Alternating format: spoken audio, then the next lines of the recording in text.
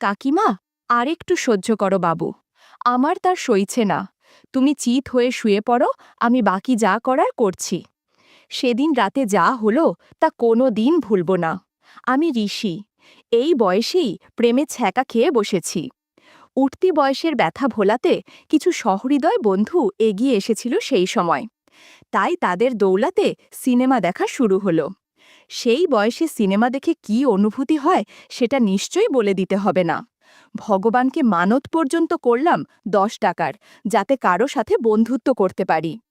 এই রকমই সমমনোভাবাপন্ন বন্ধুর সাথে একদিন একটা মেয়ের বাড়িতে গিয়ে ঢুকলাম, যে কিনা টাকা দিলেই গাড়ি চালাতে দিবে। মোটামুটি ফর্সা একটা মেয়ে পছন্দ করে তার সাথে গিয়ে ঢুকলাম তার ঘুপচি ঘরে। 100 টাকায় বায়না করলাম। আগেই টাকা নিয়ে নিল সে। তারপর সোজা গাড়ি চালাতে শুরু করলাম। এটা ছিল জীবনের প্রথম অভিজ্ঞতা। যদিও প্রথমে একটু শব্দ করছিল, তারপর দেখি পাশের ঘরে চলা একটা গানের সাথে গলা মিলিয়ে গুনগুন করছে। ভাবেছিলাম কত কিছু, কিন্তু তা আর হলো না। কোনো আনন্দই পাচ্ছিলাম না। মনে হলো 100 টাকা পুরোটাই জলে গেল। ঢিলে ঢালা হলে যা হয় আর কি। মনে মনে প্রতিজ্ঞা করলাম যে আর এ মুখ হব না। কে আর শোনে কার কথা। আরও বেশ কয়েকবার গেলাম স্বেচ্ছায়, কিন্তু সেই জিনিসও বারবার।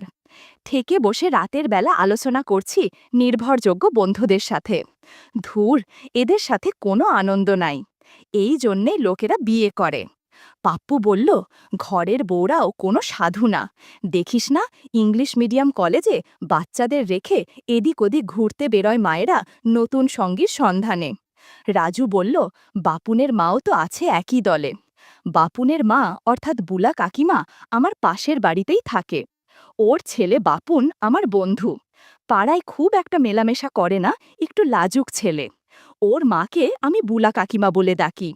আমি কৌতূহল আটকাতে পারলাম না। রাজুকে জিজ্ঞাসা করলাম, তুই কি করে জানিস? রাজু কোনো সঠিক উত্তর দিতে পারল না। যা বলল সবই আমার জানা। এরপর অনেক অনুসন্ধান করেছি, কিন্তু কেউ কোনো প্রমাণ দিতে পারেনি যে বুলা কাকিমা সত্যি এরকম। সত্যি বলতে কি, বুলা কাকিমাকে আমার দারুণ লাগে।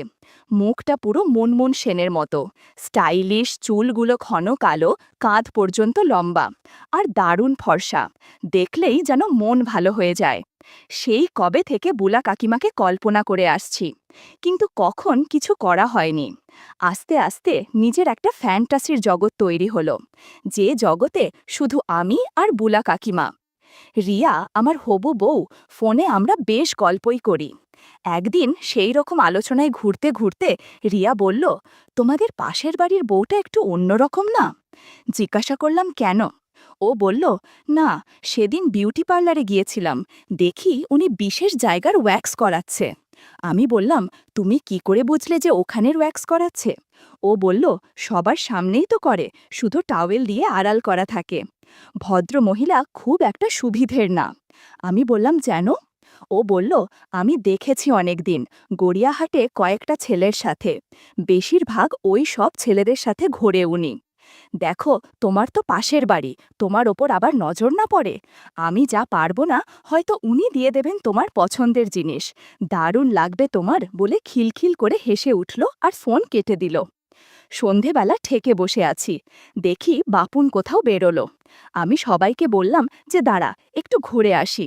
সোজা বুলা কাকিমার বাড়িতে চলে গেলাম। দরজায় নক করতে বুলা কাকিমা দরজা খুলে আমাকে দেখে একটু অবাক হলো। বলল, কি রে, কি ব্যাপার? আমি বললাম, কাকিমা, বাপুর নেই? কাকিমা বলল, না, ও তো কম্পিউটার ক্লাসে গেছে। আমি বললাম, আমার একটা বই দরকার ছিল ওর থেকে। কালকে একটা টিউশনি আছে, তাই ভাবছিলাম একটু রিভিশন দিয়ে নেই। কাকিমা বলল, তো বাপুন ফিরে আসুক, তারপরে আসিস। বুঝলাম কাকিমা সহজে রাজি হবে না, তাই সেখান থেকে ফিরে এলাম। রাতে আবার উঁকি দিলাম। এবার বাপুন ঘরেই আছে। আমাকে দেখে বাপুন বলল, আয় আয়, ভেতরে আয়। বুলা কাকিমা একটা হালকা নাইটি পরে আছে। কেমন যেন একটা অনুভূতি হলো। আমি পা তুলে ক্রস করে বসলাম। কাকিমা কিছু বুঝল কিনা জানি না, তবে কাকিমা একটা ওড়না জড়িয়ে নিল। মনে মনে বললাম, বাইরে পূজা, ভেতরে খেলা, মুখে মেলা। কিছুক্ষণ আলোচনা করে বেরিয়ে আসছি। কাকিমা গেট দেওয়ার জন্য নিচে নেমে এলো, আমার পিছন পিছন। বাপন বসে টিভি দেখছে। আমি গেটের কাছে এসে ঘুরে দেখলাম কাকিমা আমাকে কেমনভাবে দেখছে যেন। মনে হয় জাদুর লাঠি দেখে ফেলেছে। কাকিমা সেদিকে একবার আর চোখে দেখল। আমাকে জিজ্ঞেস করল, কিরে, তোর সমস্যা মিটেছে? আমি বললাম, হ্যাঁ কাকিমা। কাকিমা বলল, ঠিক আছে বাবা, মন দিয়ে পড়াশোনা কর। আমার ছেলে তো পড়তেই চায় না। মনে মনে বললাম, ধুর ধুর বাবা বলে দিল। চালাকি করে কাকিমাকে একটু আস্তে করেই বললাম, সেদিন আপনাকে রবীন্দ্র সদলে দেখলাম। কাকিমা একটু চমকে বলল, হ্যাঁ, একটা বিয়েবাড়ি যাওয়ার ছিল। তুই কি করছিলি? গার্লফ্রেন্ড নিয়ে গেছিলি নাকি? বেশ মিষ্টি দেখতে মেয়েটা, আজকে দেখলাম দুপুরে তোর বাড়িতে ঢুকতে। আমি বললাম, হ্যাঁ, ওকেই তো পড়াই। কাকিমা বলল, ও, ওকে পড়াস? বাহ, আগে তো আসতে দেখিনি কোনোদিন। আমি বললাম, না, আসলে মা বাবা নেই বলে আমি বাড়িতেই আসতে বলেছি কয়েকদিন। কাকিমা বলল, ও, তো মা বাবাকে বলে দিলেই তো পারিস। লুকিয়ে লুকিয়ে নিয়ে আসলে নানা লোকে নানা কথা বলবে, তাই না? ও একটা ইয়াং মেয়ে, বদনাম হবে, কি দরকার এসবের? আমি বললাম, না না, মা বাবা জানলে সমস্যা হবে। কাকিমা বলল, তো আমি বলে দেব তো, বল বৌদিকে। আমি বললাম, আচ্ছা বলো, কিন্তু আগে একটা চাকরি পায় তারপর। কিন্তু কাকিমা, একটা কথা জিজ্ঞাসা করব ভাবছিলাম, কিন্তু সাহস পাচ্ছি না। আসলে আমার তো সেরকম বৌদি বা কেউ নেই যে জিজ্ঞাসা করব। কাকিমা বলল, কি? আমি বললাম, এখন না, একটু জরুরি কথা, কিন্তু তোমাকে বলার আগে আমার মানসিক প্রস্তুতি নিতে হবে, আর কারো সামনে বলতে পারবো না।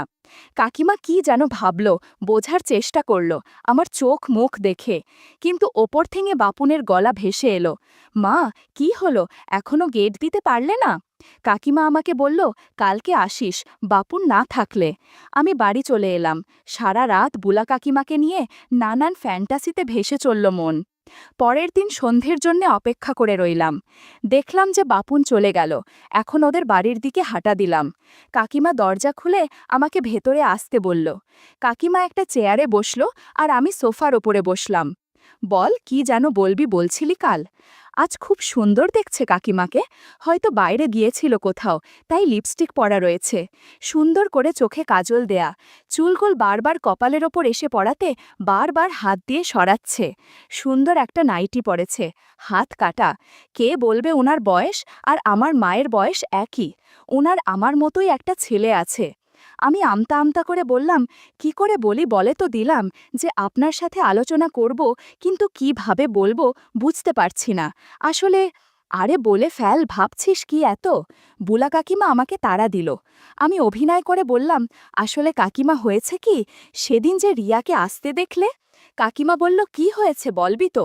আমি বললাম, তুমি বলো, যে কাউকে বলবে না, তোমার ভালো না লাগলেও।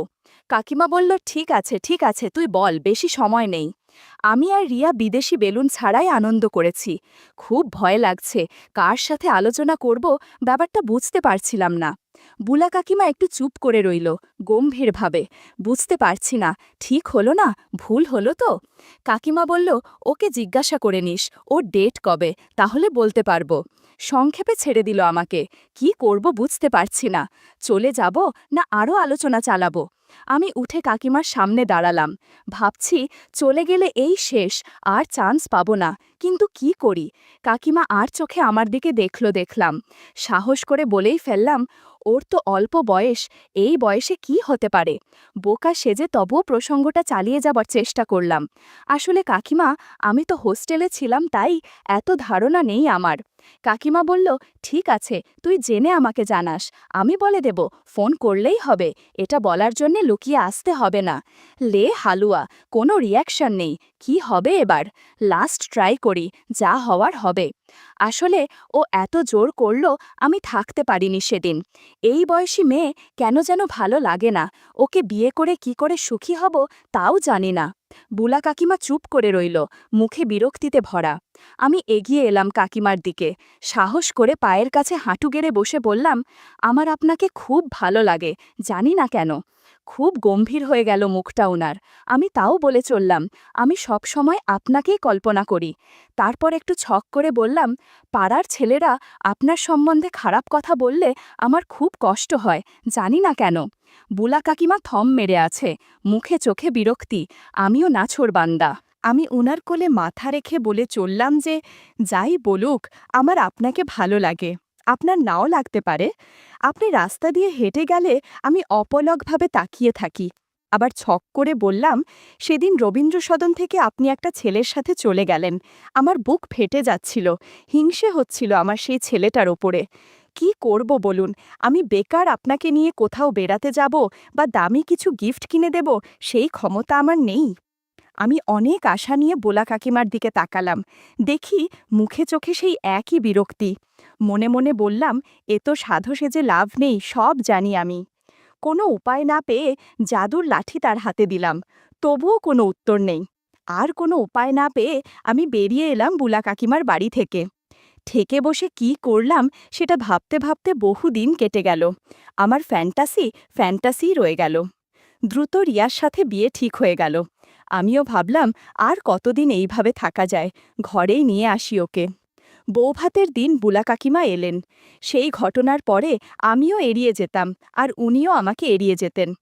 আজ আমাকে একা পেয়ে আমার কাছে এসে বলল, সেদিন রিয়ার ঘটনাটা নিশ্চয়ই সত্যি ছিল না, তাই না? আমি খুব লজ্জায় পড়ে গেলাম। উনি আমাকে বুঝে ফেলেছেন পুরোপুরি। আমি হাঁ করে ওনার দিকে তাকালাম। কাকিমা বলল, এখন রিয়ার সাথে বিয়ে হচ্ছে, এখন আর সমস্যা হবে না। ভালোভাবে গাড়ি চালাস আর বিদেশি বেলায় সাথে রাখিস। কাকিমার কথা শুনে আমি নিজের কানকে বিশ্বাস করতে পারছিলাম না। এবার যা, তোর বউ আবার সন্দেহ করবে যে আমার সাথে কি ফিসফিস করছিস। আমার মাথার মধ্যে বুলা কাকিমা ঘুরছে। এরম বাউন্সার দেবে ভাবিনি, একদম মাথায় বল লাগলো। রিয়ার দিকে তাকিয়ে দেখি ও পরীর মতো সেজে ওর বান্ধবীদের সাথে হাসি ঠাট্টা করছে, মাঝে মাঝে আমার দিকে তাকাচ্ছে। এখনও সেরকম ভিড় হয়নি, পাড়ার লোকজন তো আস্তে আস্তে প্রায় ৯টা বাজবে। বুলা কাকিমা আজকে বেশ গুছিয়েই এসেছেন মনে হয়। আরও দু একজন পরিচিতকে পেয়ে বুলা কাকিমা সেদিকে ভিড়ে গেল। আমি আর চোখে বারবার দেখতে শুরু করলাম। আজ আমার ফুল সজ্জা, একদিকে নতুন বউ, একদিকে কাকিমা। কাকিমা আজকে দারুণ সেজেছে। সবুজ একটা বেনারসি পরেছেন, সাথে স্লিমলেস ব্লাউজ। আমার মায়ের পাশে দাঁড়িয়ে আছেন উনি, দেখে মনে হচ্ছে যে রিয়ার কোনো বান্ধবী। রিয়াকেও আজ ডানাকাটা পরি ছাড়া আর কিছুর সাথে তুলনা করা যায় না। কলকাতার টপ মেকআপ আর্টিস্ট ওকে আজ যত্ন করে সাজিয়েছে। কিন্তু আমি ঘুর করতে শুরু করলাম বুলা কাকিমার আশেপাশে। বুলা কাকিমা সেটা বুঝেও আমাকে প্রশ্রয় দিচ্ছিল। জানি না কেন, কেমন একটা মনে হচ্ছিল লোকজনের ভিড় এড়িয়ে বুলা কাকিমাকে নিয়ে কোথাও চলে যাই, কিছুক্ষণ সময় কাটিয়ে আসি। সেটা সম্ভব না, ভালো করেই জানি। কাকিমা আমার দিকে কপট রেগে বললেন, আজকে তো নতুন বউ, আমার মতো বুড়ি হঠাৎ কেন পছন্দ? বলেই আমার উত্তরের অপেক্ষা না করে অন্যদিকে চলে গেল। আমি জানি এবার সময় আর সুযোগের সন্ধানে থাকতে হবে, শুধু ধৈর্য ধরে অপেক্ষা করতে হবে। আস্তে আস্তে ভিড় ফাঁকা হয়ে এলো। সবাই বিদায় নিচ্ছে নবদম্পতিকে শুভেচ্ছা জানিয়ে। বুলা কাকিমা রিয়ার দিকে এগিয়ে গিয়ে কি বলল যেন, রিয়া লজ্জায় লাল হয়ে গেল। রাতে রিয়ার সাথে অনেক সময় কাটিয়েছি, কিন্তু প্রতিবার বুলা কাকিমার কথা মাথায় আসছিল। বিয়ের পর রিয়াকে আড়াল করে করে অনেক কথা বলেছি বুলা কাকিমার সাথে। যখনই কথা হতো আমার আর রিয়ার ব্যাপারে জিজ্ঞাসা করত, আমি ভালো করে গাড়ি চালিয়েছি নাকি এইসব। আমিও খোলামেলাভাবে গুছিয়ে বলতাম। একদিন ফোনে আমি রেগে গিয়ে বলেই দিলাম, আচ্ছা সত্যি করে বলো তো, তুমি কি আমাকে গাড়ি চালাতে দেবে না কাকি? কাকিমা বলল, সেটা যে সম্ভব না তুই ভালো করে জানিস। আমি রাগে ফোনটা কেটে দিয়েছিলাম। এরপর বহুদিন কথা হয়নি। একদিন আমি এক ভদ্রলোকের সাথে দেখা করতে টলিগঞ্জ গেছি। ফেরার সময় দেখি একটা অটোতে করে বুলা কাকিমা ফিরছে। আমাকে দেখে অটো থামিয়ে আমাকে উঠতে বলল। আমি উঠব না, তাও জোর জার করে অটোতে উঠালো। অটোওয়ালাকে বলল, ভাই গলফ ক্লাবের দিকে নিন তো। আমরা গলফ ক্লাবের নির্জন রাস্তা দিয়ে হাঁটা শুরু করলাম। কাকিমা প্রথমে বলল, রেগে আছিস কেন? নানা কথাবার্তায় রাগ কমল। ঠিক হলো যে যখন সুযোগ হবে বুলা কাকিমা আমাকে ডাকবে। একদিন কাকিমা ফোন করে বলল, আমার বাড়িতে আয়। আমি ৬-৯ চিন্তা না করে সিঁড়ি দিয়ে উঠলাম। দরজা নক করতে বুলা কাকিমা দরজা খুলে দিল। আমি থমকে গিয়ে দেখলাম যে আমার জন্যে এত আয়োজন। গাছের বাতাবি লেবু রেডি করে রেখেছে, চোখে একটা ব্লু কন্টাক্ট লেন্স পরেছে, আইলাইনার দিয়ে সুন্দর করে চোখ আঁকা, সুন্দর একটা শাড়ি পরেছে, সাথে স্লিভলেস ব্লাউজ। আমি ঢুকেই ভালো করে দেখলাম কাকিমাকে। যুবতী মেয়ের মতো অপেক্ষা করছে আমার জন্য। বুক ধকধক করছে, এতদিনের স্বপ্ন পূরণ হওয়ার লক্ষ্যে এগিয়ে এসেছে। বুলা কাকিমা আমার দিকে তাকিয়ে আছে, আমিও ওর গভীর চোখের দিকে তাকিয়ে আছি। আস্তে আস্তে করে বলল, কিরে, গাড়ি চালাবি না? বুলা কাকিমার ধৈর্য শেষের দিকে। আমি কোনো বললাম, শাড়ি আর পেটিকোট উজে নাও, তারপর এখানে বসো। কিছুক্ষণ পর গাড়ি চালাতে শুরু করলাম। কাকিমা বলল, হায় ভগবান, আমি বোধহয় শেষ হয়ে যাব, আস্তে আস্তে চালাও। ইউটিউবের কড়া নিয়মের কারণে কিছু ঘটনা সরাসরি বলা যাচ্ছে না। তোমরা কমেন্টে দেয়া লিঙ্ক থেকে আমার ওয়েবসাইট ভিজিট করো, সেখানে একদম মনের মতো গল্প দেয়া আছে, যেগুলো ইউটিউবে পাওয়া যায় না। সারা ঘরে অদ্ভুত শব্দ। কাকিমাকে বললাম, প্লিজ চেঁচামেচি কর না। উপায় না পেয়ে কাকিমার মুখে একটা রুমাল দিয়ে দিলাম। আরও ২০ মিনিট পর কাকিমাকে বললাম, আশীর্বাদের প্রসাদ খাবে নাকি? কাকিমা একবারে তৈরি হয়ে গেল। তারপর কাকিমাকে প্রসাদ খাইয়ে আশীর্বাদ করে বললাম, ভগবান তোমার মঙ্গল করুক। একটু পর আমরা সেখানেই বিশ্রাম নিচ্ছি। কাকিমা বলল, রিয়ার কি হবে? আমি বললাম, কি হবে আবার, ও আমার সাথেই থাকবে। রাতে ওর সাথে সময় কাটাবো, তুমি কোনো চিন্তা করো না, আমি তোমাকেও সময় দিব। সেদিন রবীন্দ্র সদনে ওই ছেলের সাথে কি করছিলে বলো তো? কাকিমা বলল, এতক্ষণ যা করেছি ওই ছেলের সাথে ঠিক একই কাজ করেছি। রবীন্দ্র সদনে পূর্ব দিকে একটা ফাঁকা পরিত্যক্ত বিল্ডিং আছে, ওইখানে প্রায় দিনই আমি যাই কারো না কারোর সাথে। আমি বললা, কেন, কাকাবাবু তোমাকে সময় দেয় না গো? কাকিমা বলল, তোর কাকাবাবুর কথা ভুলে যা, কাজে যায় আসে, ৩ বেলা খাবার খায় আর ঘুমায়, আমার দিকে ফিরেও তাকায় না।